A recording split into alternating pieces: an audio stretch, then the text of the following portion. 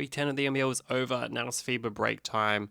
Let's look at the power rankings after 10 weeks of the NBL. We had 8 games last week, so here are my power rankings now. Few changes, few ups and downs. I mean, I feel like teams are getting more solidified in where they are actually placed, and are going to be placed for the rest of the season, but who knows who could take that mid-season jump that the Hawks made like a few seasons ago. But let's go through it. First up, Melbourne United sitting on top like they always do. Nothing's changed. Nothing will probably change for the rest of the season. Then we have Adelaide. They have jumped over the Phoenix. I think they've proved themselves as the second best team with that big win against the Phoenix. They are 2-0 against the Phoenix, so I think that kind of pretty much solidifies them in that number 2 spot as of right now, which means the Phoenix dropped down to 3. Nothing too crazy. I do think they could still beat every other team, but it doesn't look like they can beat the top 2 at the moment. They've been losing in double figures both times, which isn't great.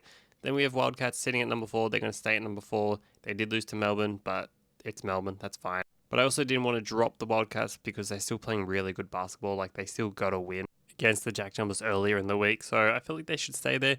Kings, on the other hand, they got absolutely walloped by the Jack Jumpers. I know they were missing Delhi, they were missing Sean Bruce, so it was a big ask for them, but I still think they could have had a better performance than what they did.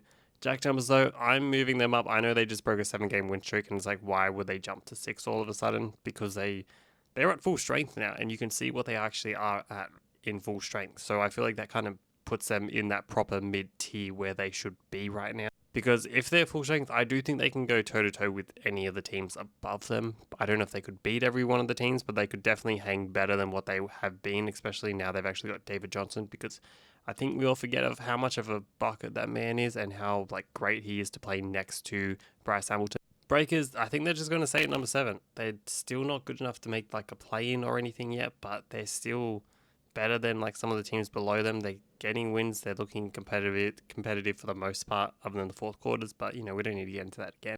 Hawks, 2 losses again. I don't know how to rate the Hawks right now. They've got all the talent. They should be doing better. They've just got to put it together. It's hard. Then we have Bullets. We have the Taipans. I mean, until Bullets are fully healthy and they got both their imports coming in, it's kind of hard to say where they will end up. And the Taipans are just being the Taipans right now. Dealing with injuries, what can you do at this point? But that's Power Rankings coming to the FIBA break. No games this week, so we've got a week off from this, but I've got a bunch of other videos planned for this week.